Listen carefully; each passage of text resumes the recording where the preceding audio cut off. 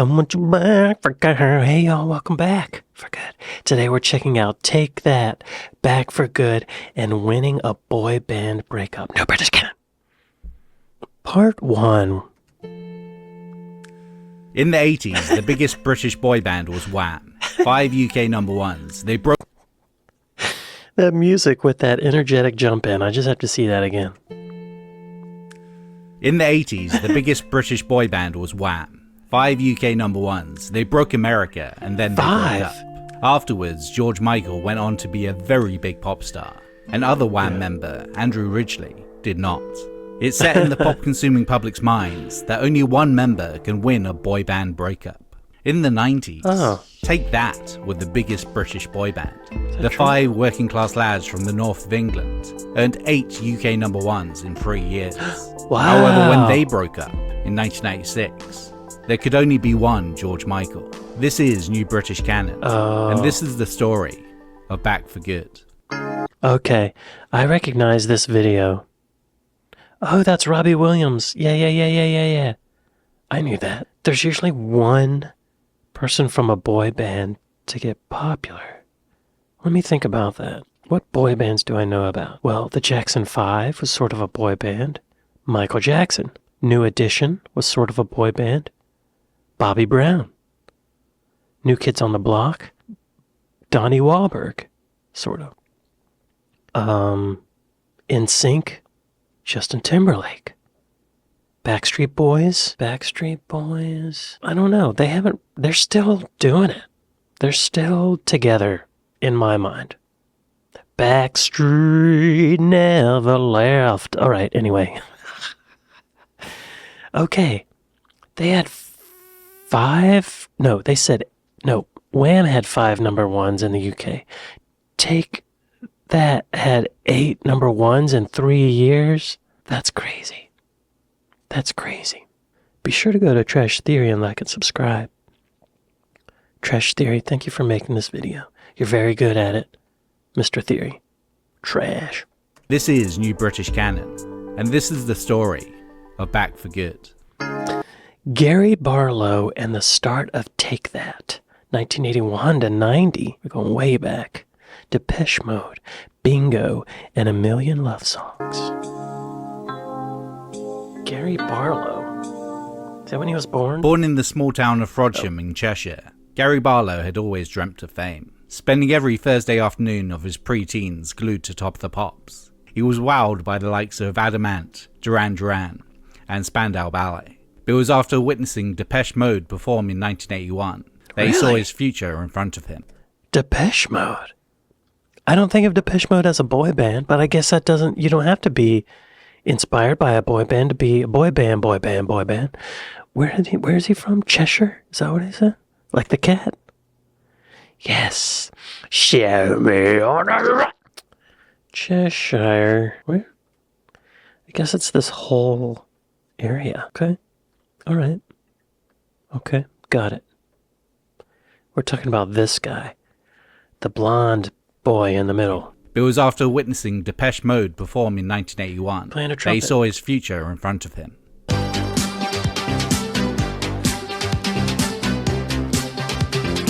And they're playing music which all of a sudden really connected with me. I loved the sound of it. I loved the brightness. I loved the modern feel. I just loved it. And there he was, Vince Clarke, playing a synthesizer. And it just looked like... Really? The most... I mean, it was like watching God. And so it was a light bulb moment for me. I all of a sudden knew where I wanted to be. And it was on that stage. Wow, not the lead singer, the keyboard player. Okay. That Christmas, he was gifted his first synthesizer, the Yamaha PS2. But within a couple of weeks, he had exhausted the limited sounds of this tiny new device and upgraded to a bigger, 2-keyboarded behemoth. Oh, his father taking on extra shifts to pay for it. He would spend 6 months. That's expensive. I had a little Casio keyboard, and that was it. Behemoth. His father taking on extra shifts to pay for it. He would spend 6 months driving his family crazy as he worked his way to perfecting Procol Harum's A Whiter Shade of Pale. this organ. By the age of 12, he was entertaining working men's clubs with his keyboard skills in Wales and Cheshire, often losing his audience to the arrival of hot meat pies. Though after he started singing as well, he soon graduated from preceding the bingo to supporting cabaret acts, as well as regional comedians like Jim Davidson and Ken Dodd. In this time, he formulated how to get the standing ovations that headliners were getting, the perfect sequence of contemporary hits and oldies to get the retired crowds on their feet. By 1986, in the age of 15, he was writing his own material, entering BBC songwriting competition A Song for Christmas. Barlow came second after A Girl's Choir with his song Let's Pray for Christmas. Come with me, we are free. By this point, he's a good singer. We are free. By good this pitch. point, his influences had started to calcify, a particularly unhip collection of 70s singer-songwriters, soft rock and soul. And you can tell everybody this is your song. Oh man, well you came and you gave, well I'll take it. I take you just the way you are. And Yo, funny thing, the little Casio keyboard that I had, that when you pushed demo, it would play that Billy Joel song. Just the way you are. Anyway, that was a full circle thing, so I just thought I'd mention it. Okay, continue. from this, he formed the song that catalyzed his path into the 90s. Million words just trying to make the love song of the year. When you write young, it's creative, but also a process of regurgitation. It's like you put a load of songs that you love in a mental blender, with the goal of writing a ballad, a sweet love song. Neil Diamond's Love on the Rocks, Stuck on You and Hello by Lionel Richie. And I was mad about Aha at the time. First they say they want you, hey, how they really need you. Are you somewhere feeling lonely, or is someone loving you? Oh, I'm leaving on that midnight train tomorrow. I'll always be hunting high. Oh. Was it in your mind? And out comes a million love songs. Here I am trying to tell you that I care. A million Wow. He was talented.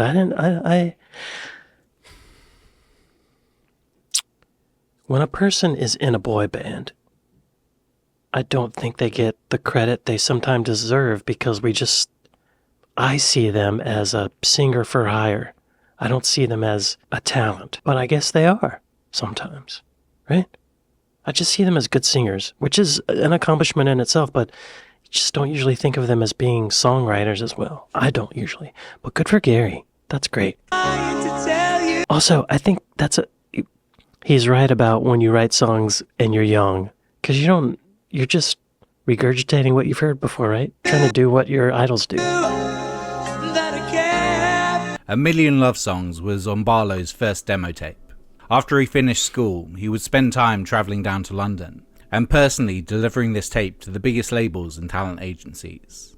None were impressed. At Rocket Publishing, the executive listened to the tape in front of the young Barlow before getting frustrated and hurling the tape through the window.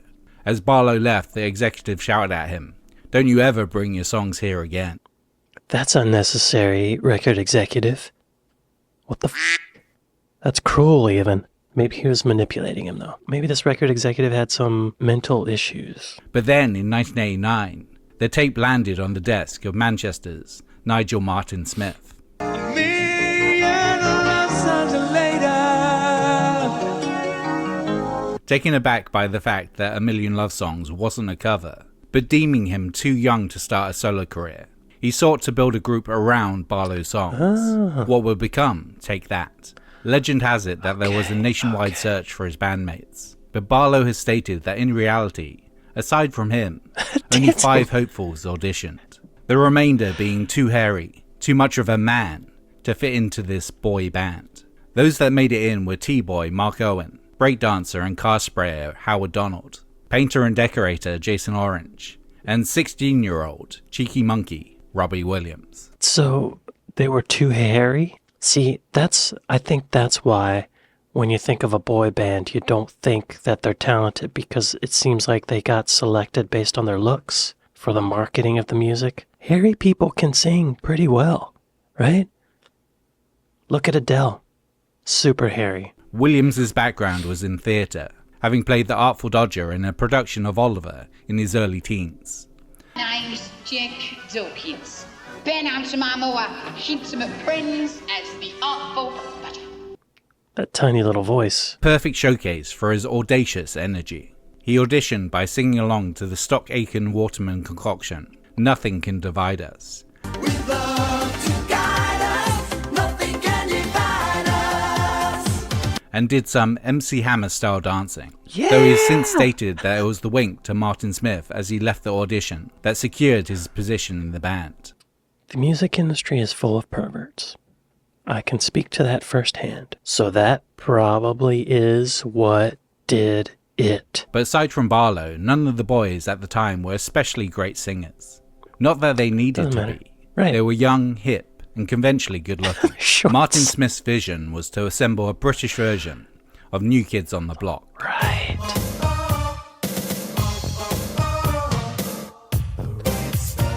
Okay, y'all. I have to admit, the first live show I ever went to as a child was Sesame Street on Ice. The second live show I ever went to was Sha Na Na. The third show I ever went to, the third concert, and really the first non-kids concert was New Kids on the Block. I was in 7th grade, and my girlfriend was obsessed with New Kids on the Block. She was my first girlfriend, and I think she was only with me because she thought I looked like the kid Joe. There's like one of the guys, and I'm a little ashamed of that because, well, I don't know. It's not like very culturally rich. But then my next show was Metallica, so I kind of made up for it. Metallica. New Kids on the Block, then Metallica. 5-piece boy band with winning vocal harmonies, choreographed dancing, and coordinated outfits. Shorts. But having been besotted with the likes of Elton John, Neil Diamond, and Barry Manilow through his teen years, Barlow was unfamiliar with the pop success of the New Kids, nor the contemporary sounds of New Jack Swing and House they would have to mind for the early years of Take That. Boys to Men. Oh, Velvet. That girl is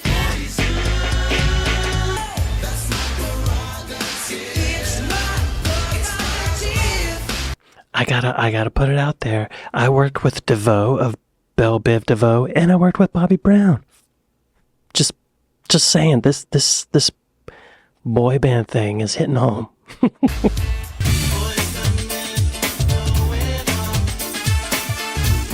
I had that album.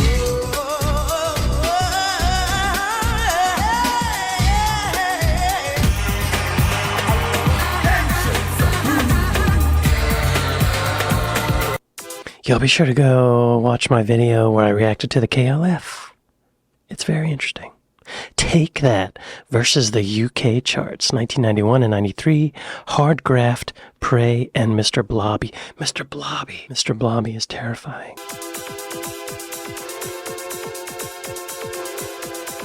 Do what you As like. the 90s started, Martin Smith pushed Take That within Britain's gay club scene. Barely covered in Smart. leather chic and arseless chaps. Their young sexuality, high energy sound, and general campiness built them a foundation of support from which they could build on. I think that anything the gay community comes up with will be dismissed at first. Dismiss the music, dismiss the clothes, dismiss everything because it's gay. And then like from the period of 2 to 5 years later, everyone's going, "F***ing hell, I'm mad for that music. I'm mad for those clothes." And it's always the same. The gay community embraced us with open arms. bet And then they before did. you know it, "F***ing hell, Take That, yeah. I've always quite liked them." Open legs, too. Their first single, July 1991's Do What You Like, was one of Barlow's first attempts at capturing the zeitgeist with his newly acquired sampler.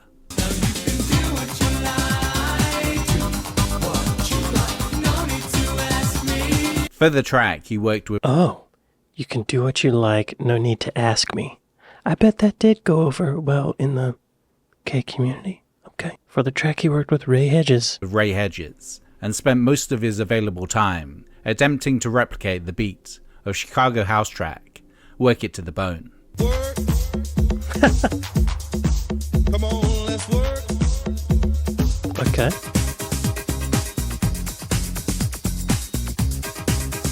Okay. The verse lyrics were a last-minute mess of food as sex metaphors.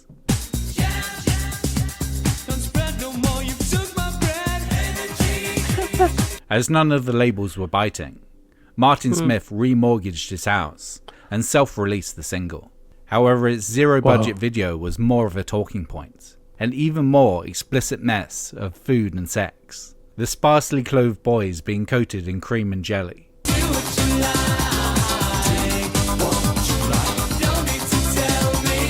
An edit where the band ended up being mopped clean while stark bollock naked was only broadcast once. Though the single failed to make the UK top 75, the video got them noticed, got the group signed to RCA, and garnered the band a fair share of teen press.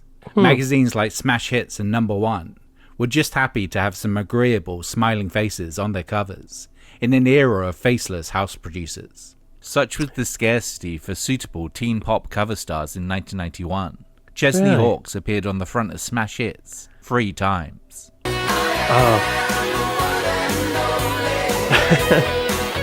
Their 1992 promotional tour saw the band play as many schools as they could. Piled in the back of a van, Take That would do 4 shows a day, playing a school assembly about noon, another at 3, an early evening under-18s club show, and then a gay club at 1 in the morning, with the occasional midday in-store signing session, if time permitted. That's a lot of dancing. That's dancing all day. I am impressed that Gary wrote the song, even if it's not a great song. Like, he got his name on there. Get those residuals. All from working class backgrounds, they weren't afraid of some hard graft. At the same time, Martin Smith implemented guidelines for the band. No girlfriends, so the band seemed available. No drugs, and no going out. But with their schedule, the latter was hardly even an option.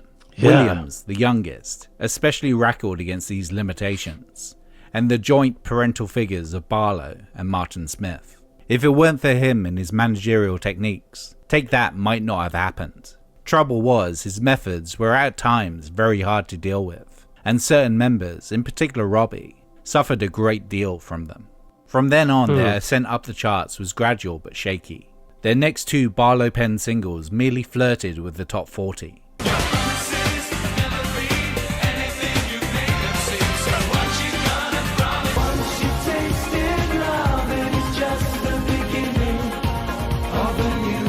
They were saved from RCA dropping them by their cover of the Tavares disco standard, It Only Takes a Minute, reaching number 7.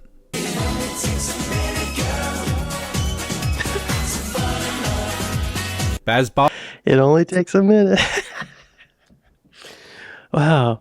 Barlow's songs now had a track record of not becoming hits. Songwriting team Ian Levine and Billy Griffin were brought in to create their next single, August 1992's I Found Heaven, bruising Barlow's ego further.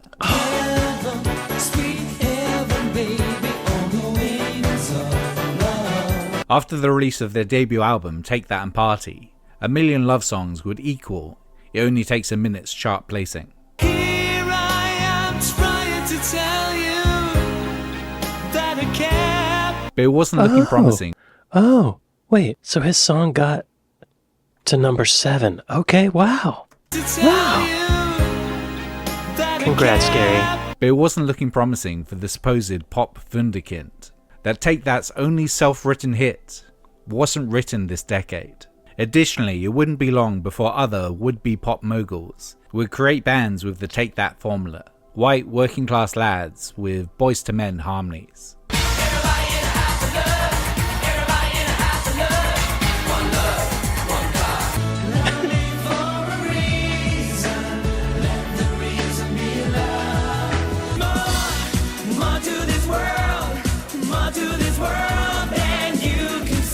After Take That gave Levine the shove, he got... If those songs are what's working, I should have been writing boy band songs all along. Because what I just heard made me seem like Paul McCartney. Wow, Boyzone?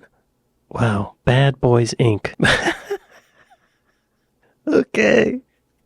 All right. Got his revenge by forming a... After Take That gave Levine the shove, he got his revenge by forming a rival boy band. Oh. I've made no secret of the fact that I don't like the way I've been treated by Take That. Having said that, I had a lot of plans for what I was going to do with Take That's second album. A lot of ideas, a lot of songs. Every single one of those ideas is in Bad Boys Inc. These were very sound ideas, hit records. I couldn't let that just dissipate into thin air. They forced me to find Bad Boys.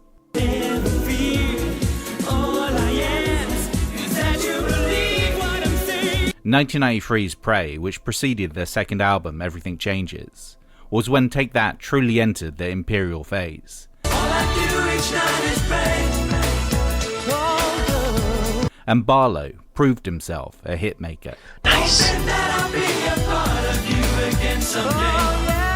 A conflux of religion and sex, remixed onto a soul-to-soul shuffle.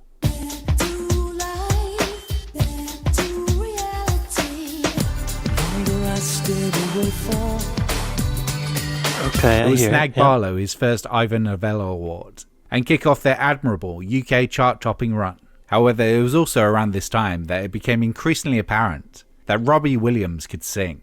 A bravado late song solo run on It Only Takes a Minute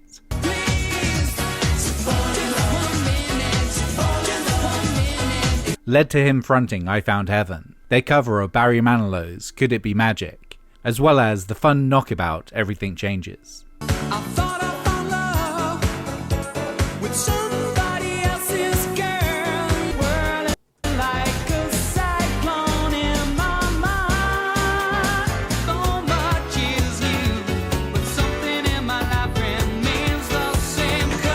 Okay, I guess so. Gary was singing all the leads before, but then Robbie started getting some lead vocals. I still like Gary's voice better. Sorry, Robbie. Williams was also trying to exercise his creativity, writing little rap verses for Barlow's songs, which Barlow vetoed, saying that they didn't add anything. This protectiveness over songwriting, and therefore the publishing of Take That's hits, meant that Barlow was earning significantly more than his bandmates. That happens all the time. That's gonna cause a breakup. It always happens. If you want the group to stay together, you gotta share the songwriting credit, because there's a big discrepancy in that paycheck. And it breeds resentment. As such, jealousy and distrust brewed between Barlow and Williams. Guys used to tell this story about backing acts. If they didn't like the act, they would play a note off key to make the singer sound off key. That stuck with me. I knew that he didn't like me or felt threatened by me. At the time, it was like, metaphorically speaking, I couldn't trust him to not play the right key. And he couldn't trust me either. Cabin fever style paranoia and infighting crept into the everyday of Take That, provoked by the destabilizing position that fame had put them in, exacerbated by Martin Smith's iron rules. They were the most famous 5 men in Britain, unable to walk through the streets without security, with both the hotels they stayed at and their family homes being barraged by an onslaught of teenage girls. But despite this absurd amount of fame, their last single of 1983, the Mark Owen-led hair metal ballad Babe, Oh, another guy singing. was denied Christmas #1 by a pink and yellow Hell Demon.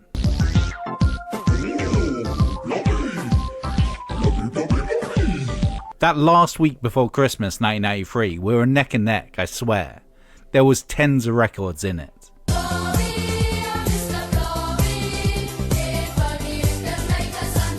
And then Blobby went to 10 Downing Street, and he was on the cover of every newspaper.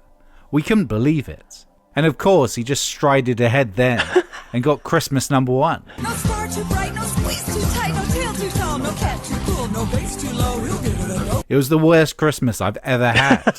He ruined my Christmas. Oh my god, I bet. For my American friends, there's always a UK #1. It becomes the song of that Christmas season. Mr. Blobby got it. It's often a novelty song, apparently. So it kind of makes sense. But damn, what a kick in the nuts. All 10 nuts. Damn. Oh, here we go. Riding Back for Good, 1994 to 95, The Commodores, Noel Gallagher, and Breaking the U.S. Back for Good, take that. This is the only song of theirs I've heard before. I think. Gary Barlow was always at odds with the rest of Take That. Having spent his teenagehood playing the cabaret circuit with musicians triple his age, he'd matured too early, and so was a lone grown-up in a band of boys. Compared to his cohorts, he found it difficult to follow dance routines, and couldn't pull off the flamboyant looks that were the band's stock in trade. He was also routinely criticised for his weight by the media, who were keen to note his affection for Toblerone, Kit Kats and Pringles. By any sane standard, Gary Barlow was a perfectly healthy man in his early 20s. He's being fat-shamed? This guy. Wow. But as a boy band member, he was deemed the fat one who couldn't dance. Furthermore, within the screaming, mostly female masses of their fan base, Barlow was rarely the favourite. In the Smash Hits Readers poll, the cute, compact Mark Owen would win Most Fanciable Male every year between 1992 and 95, with Williams and Howard Donald vying for second and third. Barlow lucky to make the top 10. Due to this unpopularity, supposedly when they released Take That Dolls, the Gary doll was free if you bought the other 4, and being seen as the least fanciable caused him considerable self-esteem issues. Oh my god, yeah. Damn. That guy? He's like a beautifully handsome man. Damn. Wow. Just goes to show y'all that it doesn't matter who you are. It matters who you surround yourself with. Have ugly friends. That's the lesson I've learned here. You'd be on stage and there'd be banners saying, Robbie, shag me. Jason, blow me a kiss. Mark, show us your bum. And Gary, we like your music.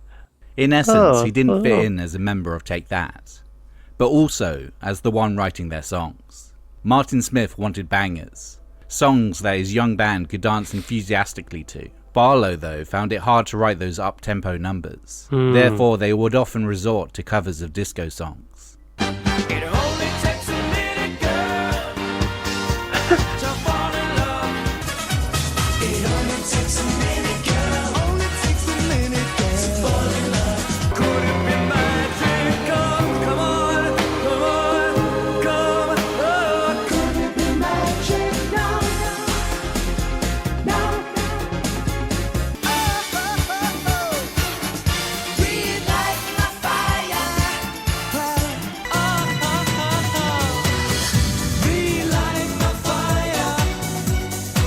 Barlow was a ballad. I feel like they could have written better songs. Wow. Those songs aren't that great. I don't think. Barlow was a balladeer, a piano player at heart, in a dance pop world.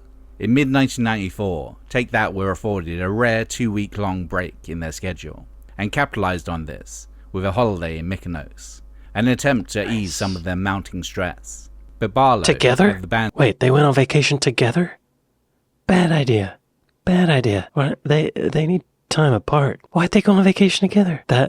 This is gonna lead to something bad, I could tell. an attempt to ease some of their mounting stress. But Barlow had the band's third album to write. Retiring to Cheshire, to his new house bought with the royalties he'd accumulated from years of sampler-based songwriting, he decided, with the encouragement of producer Chris Porter, to get back to his roots. He used to always comment on how beautifully I played piano. But I hardly play anymore, I said. I've got no time for piano. I need to learn dance routines and try and get on top of my backflips. And anyway, I've got a sampler. Chris said, ignore all that shit. Just play. Just play your piano. Because he used to compliment me all the time, I got back into playing. Nice. I needed that encouragement. After returning to the piano, one of the first songs he wrote was Back for Good. Way to go, Gary. Written in 15 minutes and modelled on the Commodore's Easy, it shows Barlow realising that the best pop revels in simplicity after a career of whiz-kid keyboard pyrotechnics. That's why I'm easy. I just want you back for good. Want you back. It's simply Yeah. Y'all, pop music, it's easy to overcomplicate it. Keep it simple, right? Max Martin says keep it simple. That's hard to do. Your human brain wants to be clever. Doesn't need all that. Simple. Right? Simple. Is simply 4 chords, propelled by crystalline acoustic guitars, That's one more chord than you need. and Barlow's powerful, hooky vocal melody. Guess now it's time for me to give up. What makes Back for Good stand out in the well-worn genre of I Want You Back songs is the details of the protagonist's utter devastation in the aftermath of the breakup. Dumbfounded by the separation, he's been unable to clean up after himself. Picture of you beside me. Got your lipstick mark still on your coffee cup. Trying to pick up the pieces and failing to work out quite what went wrong. Like having awoken after being blackout drunk. The chorus lyrics embody this very genuine male cluelessness. Whatever I said, whatever I did, I didn't mean it. He is aware that she is gone, that he most likely did something wrong, and he is wholeheartedly sorry for whatever that might have been. It's relatable in a terrible way. The inability to truly understand how your words and actions impact others, followed by the shameless repenting when everything's gone to shit. Whatever I'm wrong, just tell me the song and I'll sing it. In reality, Oh, it that's is a good about a lyric. songwriter finding himself again. There I was, wearing ridiculous costumes and showing my bare ass in videos, and deep down, inspired by Chris, I was wondering, where's that guy gone that used to just play the piano? And we'll be together. Back for Good was me getting him back. Back for Good invited the old me out of the closet. Time is forever. That was the magic of that song. Back for Good is not about a girl, it's about a piano. Wow. Wow. He found himself. He went back home. He went back to Cheshire. To a mansion, but he went back to Cheshire. And he started playing the piano like he used to. Wow. That's amazing. Amazing. Good for him. Way to go, Gary. Y'all, this is a long video. I think we're going to stop it here and continue part 2 on Friday. So I'd like to thank my patrons. I'd like to thank my Buy Me a Coffee folks. Thank y'all for watching this with me, and I'll see you next time. Later.